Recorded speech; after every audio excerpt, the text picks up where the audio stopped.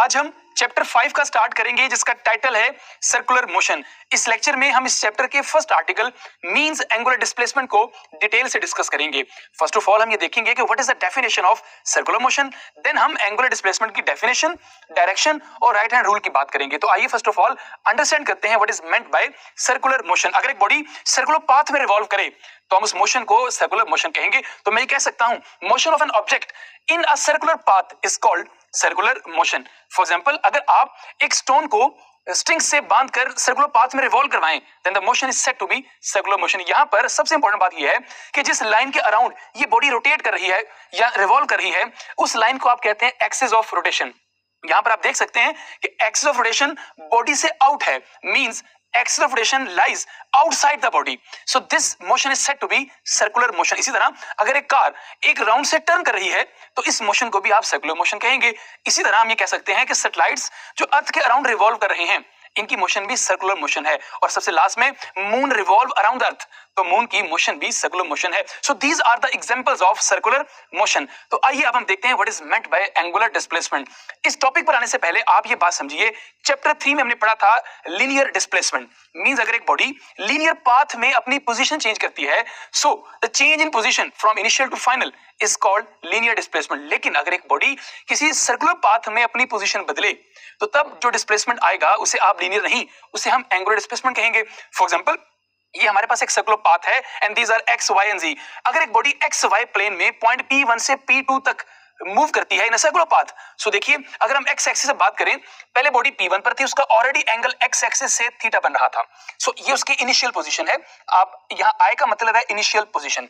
जब बॉडी यहां से मूव करके P2 तक गई तो देखिए उसकी पोजीशन एंगुलर पोजीशन चेंज हुई। अगर एक बॉडी स्ट्रेट पाथ में पोजीशन चेंज करे तो उसे लीनियर डिस्प्लेसमेंट कहते हैं। लेकिन अगर एक बॉडी सर्कुलर पाथ में अपनी एंगुलर पोजीशन चेंज करे तो देखिए यहां पर एक एंगल बना, this angle is called angular displacement. तो बॉडी सर्कुलर पाथ में मूव करते हुए जितना एंगल कवर करती है that angle is called angular displacement. तो जब बॉडी यहां आएगी this is called final position, F for final. So this delta theta is called angular displacement. यहां पर एक बात गौर से समझिएगा कि ये जो एंगल बना सेंटर ऑफ सर्कल पर उसे तो आपने कहा एंगुलर डिस्प्लेसमेंट, तो ये जो आपके पास डिस्टेंस है इसे हम कहते हैं लीनियर डिस्प्लेसमेंट। मींस जब एक बॉडी सर्कुलर पाथ में रिवॉल्व करती है उसमें दोनों डिस्प्लेसमेंट हो सकते हैं, उसमें डिस्प्लेसमेंट एंगुलर भी है, उसमें डिस्प्लेसमेंट लीनियर भी है। So remember that this is O mean centre point, pivot point means this is the line axis of rotation. अब यहां पर एक बात गौर से समझिएगा, पॉइंट P1 की लोकेशन को बताने के लिए हमें चाहिए position vector. So this is a position vector that describe the position of a point P1 with respect to the origin। इसको आप R कह सकते हैं। जब बॉडी P1 से P2 गई तो देखिए ये पोजीशन वेक्टर यहां से मूव करते हुए यहां आ गया, this is also position vector. So आप गौर कीजिए इस पोजीशन वेक्टर ने सेंटर ऑफ सर्कल पर एक एंगल ट्रेस किया है, that angle is called delta theta, जिसे हम एंगुलर डिस्प्लेसमेंट भी कहते हैं। सो मैं कह सकता हूं एंगुलर डिस्प्लेसमेंट का सिंबल या उसे आप थीटा कह लीजिए या उसे आप डेल्टा थीटा कह लीजिए। इन सिंपल वर्ड्स ये एंगल है, जब एक बॉडी सर्कुलर पाथ में रिवॉल्व करती है तो जितना वो एंगल बनाएगी उसे आप एंगुलर डिस्प्लेसमेंट कहेंगे। सो आई कैन डिफाइन कि द एंगल ट्रेस्ड बाय, वो एंगल जो ट्रेस होता है by the position vector of a particle at centre of a circle in going from initial position to final position. अब यहां पर एक बात और समझते हैं कि ये एक एंगल है, अगर ये एंगल है तो इसका यूनिट क्या होगा। तो मैं यहां बात करता हूं एंगुलर डिस्प्लेसमेंट का, जो हमारे पास ऐसा यूनिट है मीन सिस्टम इंटरनेशनल यूनिट है, हम यहां सिर्फ उसकी फिलहाल बात करते हैं। इसके कुछ अदर यूनिट्स भी हैं जिनको हम लेटर ऑन डिस्कस करेंगे। इसका जो ऐसा यूनिट आपके पास है उसे हम रेडियन कहते हैं, that is called radian. So remember that radian is the ऐसा यूनिट ऑफ एंगुलर डिस्प्लेसमेंट। अब हम इसी बात को एक और डायग्राम से अंडरस्टैंड करते हैं। अगेन एक सर्कल है and this is X Y plane, एक बॉडी पॉइंट P1 पर मौजूद है and this is called position vector. जो पोजीशन वेक्टर इस पॉइंट की लोकेशन को बता रहा है, so this is called position vector, से मैंने R कहा। अब याद रखिएगा जब ये बॉडी P1 से मूव करते हुए P2 पर जाएगी तो सेंटर ऑफ सर्कल पर एक एंगल बनेगा and that angle is called, this angle delta theta, this angle is called angular displacement. तो जब एक बॉडी अपनी एंगुलर पोजीशन चेंज करती है तो सेंटर ऑफ सर्कल पर वो जो एंगल बनाएगी उस एंगल को आप एंगुलर डिस्प्लेसमेंट, DISL का मतलब एंगुलर डिस्प्लेसमेंट कहेंगे। रिमेंबर दैट ये पोजीशन वेक्टर यहां था, जब ये यहां गया तो पोजीशन वेक्टर ने सेंटर ऑफ सर्कल पर एक एंगल ट्रेस किया है, उसी एंगल को मैंने एंगुलर डिस्प्लेसमेंट कहा है। यहां कुछ कन्वेंशंस की बात करते हैं। अगर एक बॉडी एंटी क्लॉकवाइज डायरेक्शन में रोटेट करे या रिवॉल्व करे तो मैं लिख सकता हूं, अगर एक बॉडी एंटी क्लॉकवाइज डायरेक्शन में घूमती है, एंटी क्लॉकवाइज, तो उसका जो एंगुलर डिस्प्लेसमेंट होगा वो हम पॉजिटिव लेंगे। So I can say that then delta theta means angular displacement is taken as positive. इसी तरह अगर हम ये कहें कि अगर एक बॉडी क्लॉकवाइज डायरेक्शन में रिवॉल्व करेगी तो उसका जो एंगुलर डिस्प्लेसमेंट होगा that is taken as negative. So यहां देखिए अगर एक बॉडी क्लॉकवाइज डायरेक्शन में रोटेट करती है या रिवॉल्व करती है, क्लॉकवाइज डायरेक्शन में अगर एक बॉडी रिवॉल्व करे तो उसका angular displacement that is taken as negative. So these are the convention जो आपने ज़हन में रखनी है। अब हम ये डिस्कस करते हैं कि एंगुलर डिस्प्लेसमेंट क्या वेक्टर है या स्केलर है। याद रखिएगा वेक्टर की हमने जो डेफिनेशन पढ़ी है वो ये है कि जिन क्वांटिटीज में मैग्नीट्यूड हो और डायरेक्शन हो उन्हें हम वेक्टर क्वांटिटीज कहते हैं। तो ये इनकम्प्लीट डेफिनेशन है। मुकम्मल डेफिनेशन ये है कि वेक्टर क्वांटिटीज वो होती हैं जिनमें मैग्नीट्यूड हो, डायरेक्शन हो, इसके साथ साथ वो वेक्टर लॉज ऑफ एडिशन को ओबे करें। What is meant by vector laws of addition, जिसे हम कहते हैं commutative law, mean vector A plus vector B that is equal to vector B plus vector A, mean order change करने से अगर answer same आता है वेक्टर एडिशन में तो इसे कहते हैं कॉम्यूटेटिव प्रॉपर्टी। इसी तरह एसोसिएटिव प्रॉपर्टी, तो अगर कोई क्वांटिटी इन प्रॉपर्टीज को ओबे नहीं करती तो उन्हें हम वेक्टर क्वांटिटी नहीं कहेंगे। तो आइए अंडरस्टैंड करते हैं कि क्या एंगुलर डिस्प्लेसमेंट वेक्टर है या नहीं है। यहां पर सबसे इंटरेस्टिंग बात यह है कि angular displacement is a vector quantity but for small angle. लेकिन अगर एंगल लार्ज हो जाएगा तो angular displacement is not a vector quantity. इस बात को हम कुछ यूं अंडरस्टैंड करते हैं, ये हमारे पास दो रॉड्स हैं, दोनों की ओरिएंटेशन आपके सामने बिल्कुल सेम है। हम इस ब्लू वाले रॉड को मूव करवाएंगे by some small angle theta 1। Suppose कर लीजिए वो एंगल थीटा 1 आपके पास है 6 डिग्री। फिर हम इसको अगेन मूव करवाएंगे बाय सम एंगल थीटा 2। वो एंगल आप सपोज कर लीजिए वो एंगल हो सकता है 7 डिग्री। तो पहले हमने इसको मूव कराया 6 डिग्री, फिर करवाया 7 डिग्री। यहां पर हम ऐसा करेंगे, इससे पहले मूव करवाएंगे 7 डिग्री, देन हम इसको मूव करवाएंगे 6 डिग्री। अगर यानी यहां थीटा 1 प्लस थीटा 2, यहां पर theta 2 plus theta 1 mean 6 degree plus 7 degree, यहां पर 7 डिग्री प्लस 6 डिग्री। तो अगर तो आंसर सेम आए, ओरिएंटेशन सेम आई, तो हम ये कहेंगे कि angular displacement is a vector quantity for a small angle और ये ओबे करता है कॉम्यूटेटिव प्रॉपर्टी को। तो ये देखिए यहां पर देखिए पहले theta 1 then it is theta 2, यहां पर देखिए पहले थीटा 2 देन थीटा 1। सो देखिए थीटा 1 प्लस थीटा 2, यहां पर थीटा 2 प्लस थीटा 1, दोनों की ओरिएंटेशन सेम आई, तो मैं ये कह सकता हूं कि angular displacement is a vector quantity for a small angle. So I can say that delta theta means angular displacement is a vector quantity for a small angle और वो एंगल कितना होगा यानी कितने डिग्री आप इसको मूव करवाएंगे for small angle कि ये कॉम्यूटेटिव प्रॉपर्टी को ओबे करे, वो एंगल आपके पास है। अब ये देखिए नेक्स्ट हम अब इन्हीं रॉड्स को मूव करवाएंगे बाय लार्ज एंगल। सो देखिए again these are the orientations of the rods.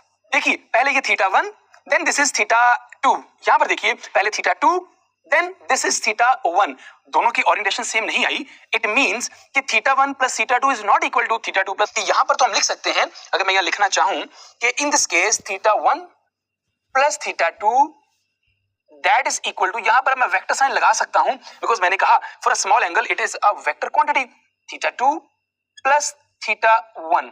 सो ये कॉम्यूटेटिव प्रॉपर्टी को होल्ड कर रहा है। अब अगर हम बात करें लार्ज एंगल की तो उसमें हमने ये देखा कि एंगुलर डिस्प्लेसमेंट वेक्टर नहीं है बल्कि वो लार्ज एंगल के लिए वेक्टर की तरह कॉम्यूटेटिव प्रॉपर्टी को भी नहीं कर रहा। सो हम कहेंगे delta theta is not a vector quantity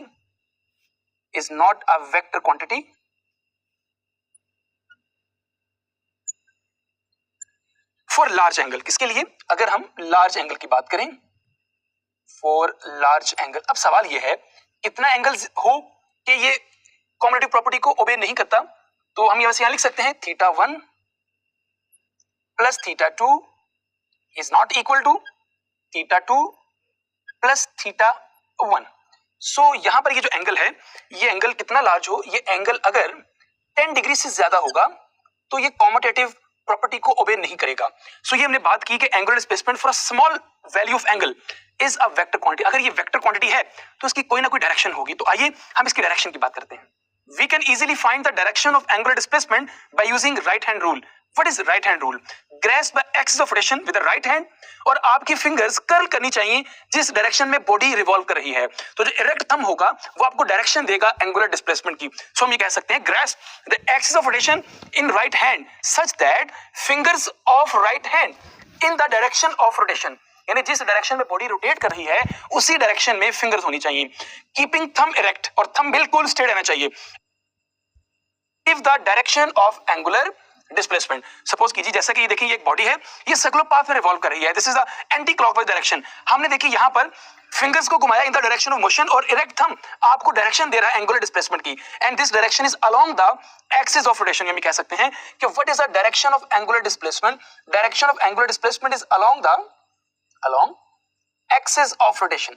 ये एक्सिस ऑफ रोटेशन के अलोंग इसकी डायरेक्शन होगी रोटेशन। इसलिए हम ये कह सकते हैं कि एंगुलर डिस्प्लेसमेंट एक एक्सियल वेक्टर है बिकॉज इसकी डायरेक्शन एक्सिस ऑफ रोटेशन के अलोंग होती है। This is also a axial vector. So आइए अब हम ये देखते हैं, अगर ये बॉडी क्लॉकवाइज रोटेट कर रही होती देन हम अगेन फिंगर्स को कर्ल करते हैं in the direction of motion और इरेक्ट थंब हमें बताता डायरेक्शन ऑफ एंगुलर डिस्प्लेसमेंट। चाहे थंब अपवर्ड हो चाहे डाउनवर्ड हो, it is along the axis of rotation. हम राइट हैंड रूल को एक और नाम भी देते हैं, this is also called right hand screw rule. क्यों? आइए इसको समझते हैं। So this is also called right hand screw rule. So देखिए आपके पास बोल्ट पर एक नट है, अगर हमने नट को टाइट या लूज करना है, पहले देखिए अगर नट को हम टाइट करते हैं तो देखिए ये इस डायरेक्शन में रिवॉल्व करेगा, रोटेट करेगा, और कर्लिंग फिंगर आपको डायरेक्शन ऑफ मोशन में होंगी और इरेक्ट थंब हमें बताएगा direction of angular displacement which is vertically. तो this is the direction of angular displacement जो कि along the axis of rotation है and it is vertically upward. अगर यहीं पर ये नट लूज हो रहा होता और ये डाउनवर्ड मूव कर रहा होता, ये नट लूज हो रहा है, तो अब देखिए हमने अगेन फिंगर्स को कर्ल किया इन द डायरेक्शन ऑफ मोशन और थंब ने हमें कहा this is the direction of angular displacement. तो हमने यहां से ये सीखा कि डायरेक्शन ऑफ एंगुलर डिस्प्लेसमेंट चाहे बॉडी क्लॉकवाइज रोटेट करे चाहे वो एंटी क्लॉकवाइज रोटेट करे, इसकी डायरेक्शन हमेशा एक्सिस ऑफ रोटेशन के अलोंग आती है। सो इसलिए हम कहेंगे this is an axial vector. आइए अब कुछ एमसीक्यूज की बात करते हैं। For a very small value of an angle the angular displacement is vector quantity, scalar quantity, tensor quantity और फेजर क्वांटिटी। तो हमने कहा था कि for a very small value of an angle angular displacement is a vector quantity. So right option is vector quantity. कितने angle के लिए? The angle which is less than 10 degree. अगर एंगल 10 डिग्री से कम है तो उस एंगल के लिए angular displacement as a vector behave करता है। नेक्स्ट देखिए direction of angular displacement is along axis of rotation, direction of motion, direction of force, none of these. तो हमने ये कहा था कि एंगुलर डिस्प्लेसमेंट की डायरेक्शन हम फाइंड करते हैं राइट हैंड रूल से। जब भी डायरेक्शन मालूम करेंगे तो इरेक्ट थंब हमेशा आएगा along the axis of rotation. So right option is axis of rotation.